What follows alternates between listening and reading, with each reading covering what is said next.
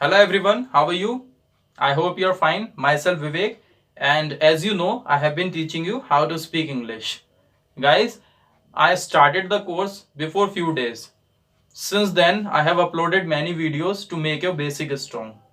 Today I am going to teach you something special which makes the people confused off and on. यानी ऐसा topic जो अक्सर लोगों को या कभी कभी कंफ्यूज कर देता है लोगों को जब स्पोकन की बात आती है या वैसे भी उस टॉपिक की बात आ जाती है, चाहे वो बुक्स में ही क्यों ना हो, कंफ्यूज करता रहता है। तो आज हम उसके बारे में बात करने जा रहे हैं। आप बहुत ध्यान से सीखिएगा और अगर आपने मेरी प्रीवियस वीडियोस देख रखी हैं, डेफिनेटली आपको ये टॉपिक बहुत अच्छे से क्लियर होने वाला है।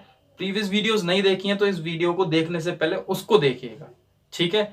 बिकॉज मैं आपसे बोलता आ रहा हूं कि जो टॉपिक्स है हमारे, these are relating to each other, ये एक दूसरे से रिलेट कर रहे हैं और आगे भी ऐसे ही करते रहेंगे। जो अभी हम सीख रहे हैं ये आगे जाके आपको काम आने वाला है, इट इज माई श्योरिटी। और नहीं आए काम तो फिर आप जो कहना चाहें वो कह दीजिएगा, देखिए आगे जरूर काम आएगा, ये मैं आपको दिखाऊंगा प्रूफ करके, ठीक है? तो चलिए उस टॉपिक की तरफ बढ़ते हैं। And today's topic is code.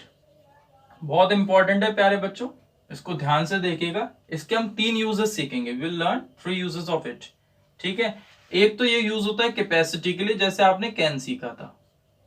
किसके लिए? कैपेसिटी के लिए। और 2 जगह लगभग ये पोलाइटनेस के लिए यूज हो जाता है, ठीक है? यहां पर भी और यहां पर भी। एक जगह तो पोलाइटनेस कुछ ऐसी होती है जहां पर आप रिक्वेस्ट कर रहे होते हैं, और एक जगह पोलाइटनेस ऐसी होती है जहां पर आप अपना रीजन दिखा रहे होते हैं, ठीक है? इस तरीके से होता है। तो तीनों को अच्छे तरीके से समझ लीजिए।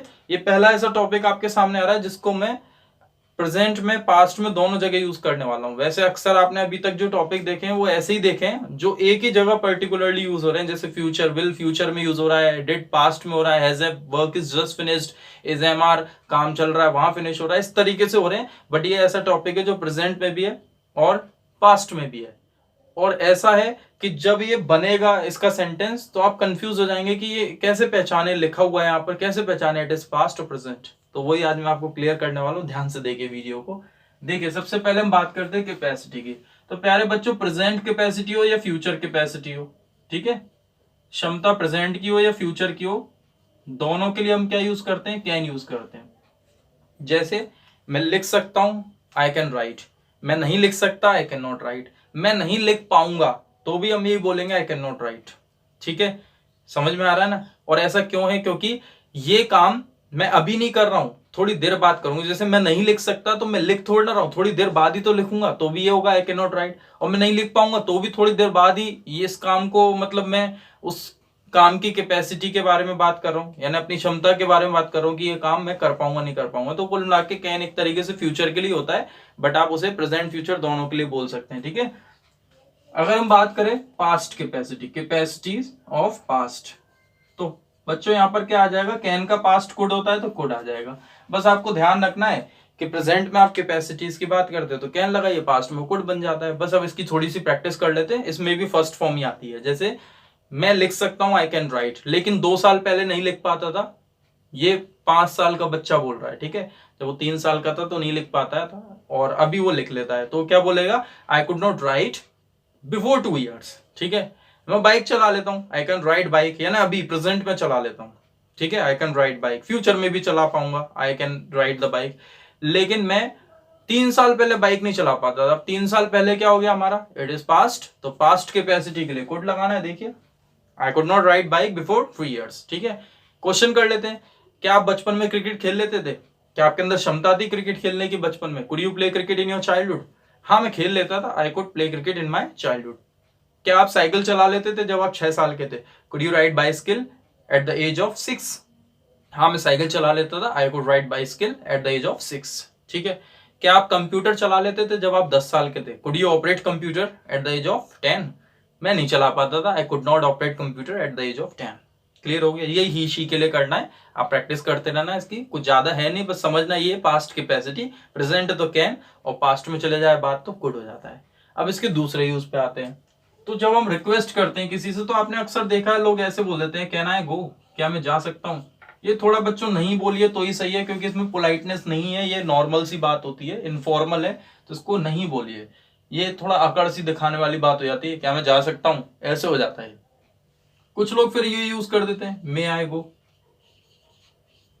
तो ये अच्छा होता है, इसको आप यूज कर लीजिए, लेकिन इसे आप वहां यूज नहीं कर सकते। जो आपके बराबर के लोग हैं, जो आपके बराबर के ओहदे वाले लोग हैं, उनके साथ यूज करना थोड़ा ठीक नहीं है। ये वहां यूज करेंगे जहां बहुत बड़ा डिफरेंस आ जाता है, जैसे आप अपने टीचर्स के सामने, अपने पेरेंट्स के सामने, या अपने रिलेटिव्स के सामने, किसी महान हस्ती के सामने, तब आप ये यूज करेंगे तो ठीक है। बहुत ज्यादा पोलाइटनेस है तो मे, और बिल्कुल भी पोलाइटनेस नहीं है, बिल्कुल भी आप वहां पर किसी की रिस्पेक्ट नहीं कर रहे हैं, तो कैन आ जाता है, ठीक है। लेकिन हाँ, यहाँ पर प्लीज लगा दोगे तो एक बार को सही रहेगा, लेकिन प्लीज लगाने का मतलब ही क्या है, जब कैन लगा दिया, इससे अच्छा तो फिर मैं बोल दो। तो ये दोनों ही है ना, मेरे हिसाब से तो देखो बड़े कंफ्यूजिंग है, क्योंकि ये किसी के सामने बोलने का मतलब ये आप उसकी ज्यादा रिस्पेक्ट नहीं कर रहे हैं, ये कुछ ज्यादा ही रिस्पेक्ट कर दिया। वो लोग क्या, उनका क्या, जिनको हम अपने बराबर का ही लेके चल रहे हैं, लेकिन हमें पोलाइटनेस भी दिखानी है ना, विनम्रता भी दिखानी है, और उनसे विनती भी कर लेनी है। तो ऐसे में इन दोनों की जगह आप यूज कर सकते हैं कुड, और कुड तो ऐसा सब जगह यूज कर लो। अकड़ दिखानी हो तब भी, नहीं दिखानी हो तब भी, पोलाइटली बोलना हो तब भी, नहीं बोलना हो तब भी, कुड सबसे अच्छा होता है, एवरग्रीन होता है। आप इसे लगाइए और सेंटेंस बोलते जाइए, ठीक है। पोलाइटनेस के लिए जब आप किसी से विनती करते हैं, जैसे क्या मैं आपका पेन ले सकता हूं, could I take your pen. क्या मैं आपसे बात कर सकता हूं, could I have a word with you. क्या मैं बैठ सकता हूं, कुड आई सिट। क्या मैं जा सकता हूं, कुड आई गो। क्या आप मेरा एक काम कर सकते हो, could you please do my work. Could you please do me a favour, सबसे अच्छा तो ऐसे बोल सकते हैं, could you please do me a favour, ठीक है। क्लियर हो गया यहां तक। इसके जवाब कुछ ऐसे होते हैं, of course, why not, oh sure, हाँ में जवाब दे रहे हैं आप। तो जैसे मैंने आपसे बोला कुड यू हेल्प मी, क्या आप मेरी मदद कर सकते हैं, ठीक है, विनती करी मैंने आपसे, तो आप बोलेंगे ऑफ कोर्स, बिल्कुल, जरूर कर सकता हूं मैं आपकी हेल्प, ठीक है। अगर मना करना है, जैसे मैं आपसे मान लो उधार मांग लूं पैसे, जैसे मैंने कहा could you land me 1 lakh rupees, क्या आप मुझे 1 लाख रुपए उधार दे सकते हैं, तो कान खड़े हो जाएंगे इतने में, तो भाई वहां से लगे निकल लो अब तो यहाँ से। तो ऐसे में आप बोलेंगे sorry I can't help it, क्षमा कीजिए मैं आपकी इसमें मदद नहीं कर सकता। मना करना है sorry I can't help it, और जवाब हाँ में देना है तो of course, why not, sure. जैसे कोई पेन वेन मांग ले आपसे, could I have your pen, तो आप बोलेंगे ऑफ कोर्स। देते समय बोल देंगे हियर इट इज, क्या बोलेंगे, हियर इट इज, ये लीजिए, बोलते ना हिंदी में, ये लीजिए, हियर इट इज। या बोल सकते हैं है यू आर, ठीक है, देते समय। क्लियर हो गया ना, कोई डाउट यहां तक। तो विनती कर रहे हैं आप तो ये कोड लगा देंगे, ठीक है, इस तरीके से। और बोलने में देखो, बोलने से पता चलता है, जो मैं बता रहा था ना, कंफ्यूजन क्या होती है, कंफ्यूजन ये होती है कि अगर हम कुड के क्वेश्चन पूछेंगे, जैसे मैंने पूछा क्या आप खेल सकते थे, कुड यू प्ले, ठीक है, पास्ट की बात कर रहे हैं, आगे जगह नहीं है तो मैं लिख नहीं रहा। जैसे मैं बोलूं क्या आप खेल सकते थे, कुड यू प्ले, क्या आप खेल सकते थे जब आप 10 साल के थे, could you play at the age of 10। अब मैं ऐसे यहाँ पर इस सेंटेंस को बोलूं क्या यार आप मेरे लिए खेल सकते हो, विनती कर रहा हूं मैं किसी से, क्योंकि मान लीजिए ऐसा हुआ कि एक तरीके से जो बोलते हैं ना, मैंने अपनी वो बोल रहे हैं इमेज, हाँ इमेज मैंने अपनी दाव पे लगा दी है कुछ।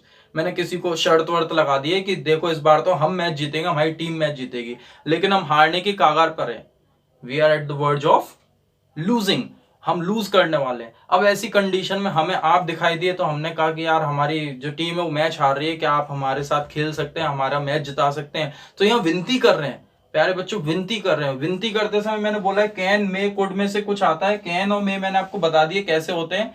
तो वो बराबर का इंसान है, अब कैन लगाना ठीक नहीं रहेगा, अकड़ में वो खेलेगा भी नहीं। मे लगाएंगे, बहुत ज्यादा रिस्पेक्ट कर दी, तो आप कुड लगा के बोलेंगे कुड यू प्लीज, या प्लीज भी हटा दो तो भी चल जाएगा, कुड यू प्ले फॉर अस, यानी कि आप हमारे लिए खेल सकते हैं। तो यहाँ भी देखो could you play for us आ रहा है, वहां पर था could you play at the age of 10। तो यहाँ बोलते समय हम बहुत नॉर्मल बोल रहे हैं, could you play at the age of 10, क्या आप खेल लेते थे 10 साल की उम्र पर। और यहाँ हम कैसे बोलेंगे, कुड यू प्ले फॉर अस, क्या आप हमारे लिए खेल सकते हैं। तो बातों में फर्क आ जाता है, बोलने का जो वे होता है उससे पता चलता है हम कहाँ की बात कर रहे हैं, ठीक है। क्लियर हो गई ना बात। तो वे से पता चलता है, लैंग्वेज में यही सबसे बड़ी बात होती है, आपका तरीका कैसा है उसी से पता चल पाता है कि आप किस सेंटेंस की और किस वर्ड की कैसे बात कर रहे हैं, ठीक है। तीसरे की आ जाते हैं यहाँ पर रीजन, और ये भी पोलाइटनेस के लिए ही होता है। देखो जैसे आपसे किसी ने क्वेश्चन करा, डिड यू कम, क्या पूछा, जैसे किसी ने इनविटेशन दिया था आपको, ठीक है, कोई फंक्शन का इनविटेशन दिया था, वो इनविटेशन देने वाला तो फंक्शन में बिजी रहता है, बट बाद में जब वो मिलता है तो आपसे पूछता है कि तुम आए थे, मेरे को मिले नहीं यार तुम फंक्शन के अंदर। तो वो क्वेश्चन क्या करेगा, डिड यू कम। अब आप गए थे वहां पर तो आप क्या बोल दोगे, हाँ मैं आया था, आई केम, मैं नहीं आया था, आई डिडंट कम, यही तो कर दोगे। लेकिन प्यारे बच्चों, आप ये बोलने से अच्छा है ना, मान लो आप वहां गए नहीं हो किसी कारण, तो आप ये बोलने से अच्छा वहां पर क्या बोलोगे, आई कुड नॉट कम। दोनों में मैं आपको फर्क बता देता हूं, दोनों में ही काम नहीं हुआ, ना तो यहां पर काम हुआ ना यहां पर काम हुआ। आप फंक्शन में ना तो यहाँ इस सेंटेंस को बोलोगे तो गए हो, ना इस सेंटेंस को बोलोगे तो गए हो, मतलब कोई सा भी आप बोल लीजिए, दोनों सेंटेंसेस यही बता रहे हैं, यही इंडिकेट कर रहे हैं कि आप गए नहीं हो, ठीक है, यानी वहां पर फंक्शन में आए नहीं हो। तो आप क्या बोलोगे, आई कुड नॉट कम। इसमें एक तो क्या होता है, इसमें एक ये होता है कि हम बहुत पोलाइटली किसी को बोल रहे हैं, बेचारे से होके बोल रहे हैं, और कहीं ना कहीं बिना बताए ही हम एक तरीके से रीजन, पीछे छुपा हुआ रीजन दे रहे हैं कि कोई वजह रही थी इसलिए मैं आ नहीं पाया, आई कुड नॉट। और आप बोलते हैं आई डिड नॉट, तो इसका मतलब मेरा मन ही नहीं था, मैं जानबूझ करके नहीं आया। So listen to me carefully, when we talk about intention, when you did not do any work intentionally, then you will be using this I did not work. And जब आपकी विश थी करने की काम को और किसी वजह से आप कोई काम नहीं कर पाए, तो आप कुड नॉट लगा देंगे। बात समझ में आ गई, क्लियर हो गई। जैसे आपके टीचर ने आपसे पूछा कि बेटा होमवर्क कर लिया, did you complete the homework, तो आप अगर ऐसे बोलेंगे आई डिड नॉट कंप्लीट होमवर्क, तो ऐसा हो जाएगा मैंने होमवर्क नहीं किया, जाओ कर लो जो करना है। ये इस तरीके से टोन आ रही है इंग्लिश में, ठीक है। और अगर आप बोलते हैं आई कुड नॉट कंप्लीट होमवर्क, तो सर मैम मैं होमवर्क कंप्लीट नहीं कर पाया किसी वजह से, तो कितना बड़ा फर्क आ रहा है। अब आप पे डिपेंड करता है आपको क्या यूज करना है, आपको डिड वाला यूज करना है, कुड वाला यूज करना है, ये तो आपकी मर्जी है कैसे यूज करेंगे, ठीक है। बट हाँ, अगर कोई ऐसे पूछ ले डिड यू स्मोक, क्या आपने स्मोक की थी, फिर आप बोल दो आई कुड नॉट स्मोक, तो देखो ये हो जाएगा मैं स्मोक कर नहीं पाया, अगली बार ध्यान रखूंगा, तो बड़ा अजीब हो जाएगा सेंटेंस। वहां पर आपको देखो जो काम सच में ही वास्तव में आपने मन से नहीं किया है तो डिड नॉट, और किसी वजह से नहीं कर पाए तो कुड नॉट। कभी कभी हमें झूठ बोलना पड़ता है, हमारा मन ही नहीं था, लेकिन किसी को बुरा ना लगे तो हमें ये सेंटेंस बोलने पड़ता है आई कुड नॉट डू दिस। कभी कभी होता है ना, अरे मैं नहीं जा रहा उस फंक्शन में, मेरा दिमाग खराब होता है, मेरे को उसकी शक्ल पसंद नहीं है, लेकिन जब वो सामने आ जाता है और पूछने लग जाता है तो हम बोलते हैं अरे sorry I could not come, मैं आ नहीं पाया, बहुत मन था आने का, होता है ना कभी कभी ऐसा।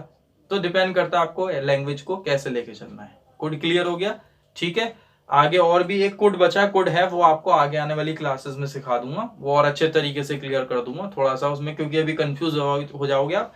देखिए ये क्या हुआ, पास्ट कैपेसिटी, ये क्या हुआ, पोलाइटनेस, रिक्वेस्ट कर रहे हैं आप किसी से, विनती कर रहे हैं, क्या ये कर सकते हैं आप, क्या वो कर सकते हैं, और यहाँ पर आप अपना रीजन बताते हुए एक तरीके से सेंटेंस बोल रहे हैं कि क्षमा कीजिए ये मैं काम नहीं कर पाया, ठीक है। चलिए आज आपका होमवर्क है कि आपको अपना मेमोरेबल डे बोलना है। क्या बोलना है, मेमोरेबल डे। कोई सा भी यादगार दिन आपकी लाइफ में, कोई भी ऐसा दिन हो जो यादगार रहा हो, किस वजह से वो यादगार है, उसको आप 10 से 12 लाइन में कंप्लीट कर सकते हैं बहुत इजीली। जैसे मान लीजिए 10th का रिजल्ट आया, तो वो बहुत यादगार दिन होता है, एक तो एक्साइटमेंट रहता है, डर भी रहता है बहुत, ठीक है, क्योंकि अपनी क्लास में पास होते आते हैं वो एक अलग चीज है, बोर्ड का जो एग्जाम होता है उसमें पास होना, और उसमें बहुत एक तो प्रेशर होता है। तो वो जो रिजल्ट निकल के आया वो, या कोई प्रेजेंट आपको मिला हो, मतलब कोई तोहफा मिला हो, कोई सरप्राइज मिला हो, वो एक हो सकता है, ठीक है। इस तरीके से बहुत, कोई भी आपकी कोई ट्रिप रही हो, कहीं पर आप घूमने गए हो, पिकनिक पे गए हो, वो मेमोरेबल डे कोई रह गया हो आपका, कोई ऐसा जिसे आप भूल नहीं सकते, अभी तक याद है, तो ऐसा कोई मेमोरेबल डे 8 से 10 लाइन में आप खत्म कर सकते हैं, 10 से 12 हो जाएंगे ज्यादा से ज्यादा डिटेल्स में ना जाके, नॉर्मली आप बोलने की कोशिश कर सकते हैं। जैसे it was about the day of my result, मेरे रिजल्ट का दिन था, and I was so much excited but somewhere I was scared also, कहीं ना कहीं मैं डरा हुआ भी था। Suddenly my friend came and he spoke to me that result has been declared, result declared हो गया है। We went to cyber cafe and we gave the roll number to the person who was sitting, who was operating the computer, and he entered my roll number.